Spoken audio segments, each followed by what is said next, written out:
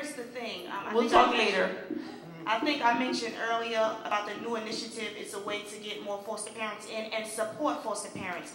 Because the reason you don't have a lot of people coming to be foster parents to take children in care is because it doesn't seem to be a lot of support for it. I have seen, and wait a minute, I'm into, so I've been on both sides.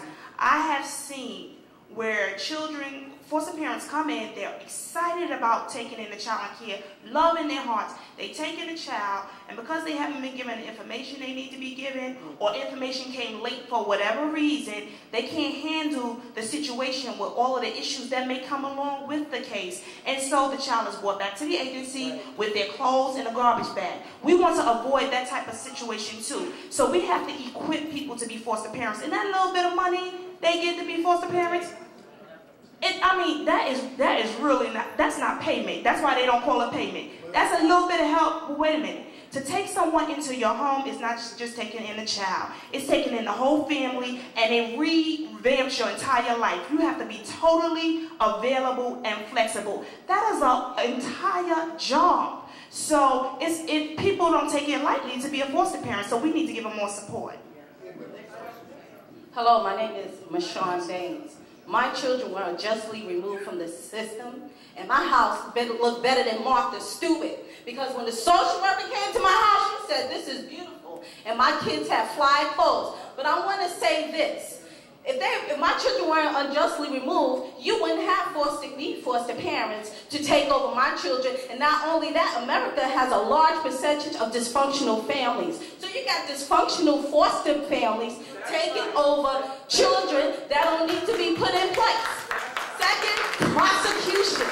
I want to talk to you, attorney, because I got documents, even with my case where I can show where everybody lied. Foster care, ACS, they got to sign that document that says, on this affidavit, do you swear this to be true? And guess what? I got documents, emails, and letters to show it's not true. So I want the DA, the federal government, to prosecute these idiots who are in authority. Thank you. Who's next? Question or statement? Good evening. My name is Beatrice Hudgens. My comments are directed to the City Council. ACS must be held accountable.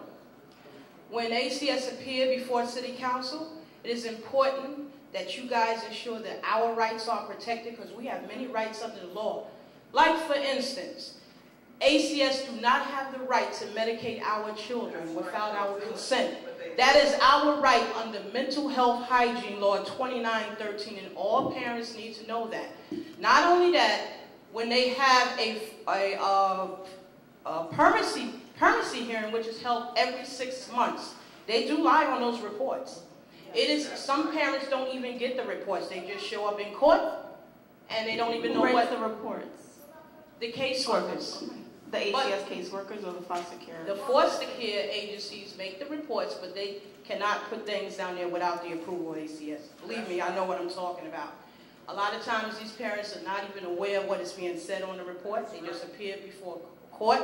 The judge gets the report, and the law guardians go along with everything that is being said, and the children are constantly held in foster care unjustifiably. No finding of abuse or neglect. That kind of stuff has to stop. The City Council must hold ACS accountable. Thank you. We can talk about that afterwards. Okay. Sure. Next question or statement? Mine used to be a CPS worker, but it was in Westchester County. I know the system firsthand, inside and out, and I know how the system. Speak into the mic. The system is a failure. I became a victim of the system myself. Okay. When you talk about getting rid of the whole CPS, ACS system, I don't think that's good. It needs to be revamped, definitely. I know not too long ago they had instituted connections, and I know connections became a huge issue because then it became a paper trail. And it took away from the ability of caseworkers to go out into the field. The other thing is, I would suggest that if you have a board or panel, that you do have a caseworker on it as well, who is actually involved in the process. I don't know if that's a regular occurrence or anything like that, but I think you would get a more accurate picture of what's really going on a day-to-day basis. And when you talk about revamping the system, what are your suggestions? Are you asking my Yes, the one who wants to do it. The brother was the one that said revamp the system and do away with it. When I say to revamp the system, I'm saying to tear it down. He said destroy it. Then reconstruct it with people with compassion, human compassion. Let's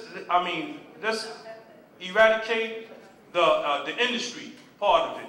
Just make it money, just using our children, as a dollar price. That's what I'm talking about. Install people in there that has human compassion.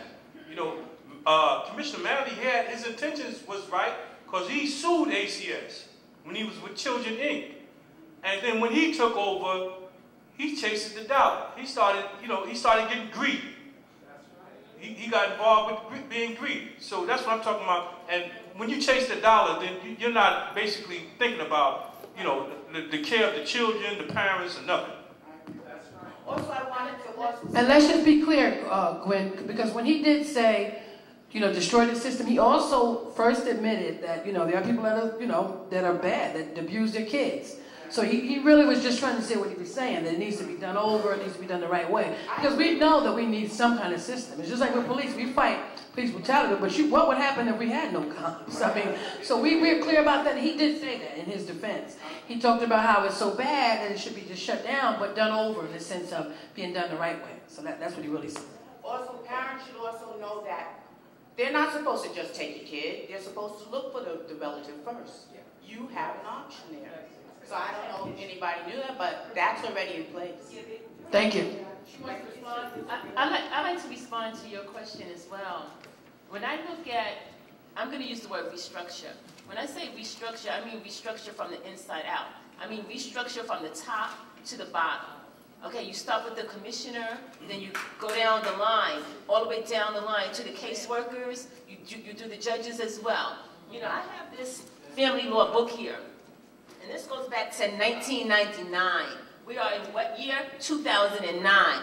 These laws in this book, 10 years ago, are still the laws that they use to make decisions on how they care for our children in New York State. Every state has a family law book. And if you go through this book, you'll be amazed as to what laws that are still in place that are not effective and not efficient. So it's not enough to say, okay, well, we're going to revamp, we're going to restructure. We need to do it from the top to the bottom. We can't just clean house from the bottom. It's like you're cleaning your house. If you sweep and you mop and you don't wash the curtains, baby, your house is still dirty. Okay, so you have to do the whole thing from inside out. It needs a facelift. It needs to be torn apart and put back together. And every time when you saw the amount of time caseworkers. Yes.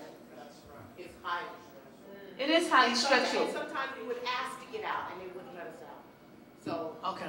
Thank you. Anybody next? Statement or question, sir? Yes, I have a statement and a question. When it comes to education, everybody here has been emphasizing how important education is, how important it is to motivate teachers to be good teachers, teachers who care about the children, and they're not interested in money, although, that's aside. Anyway, I think what we need social workers who need to be empowered and re-educated. Social workers who care about their jobs, not just the dollar or whatever.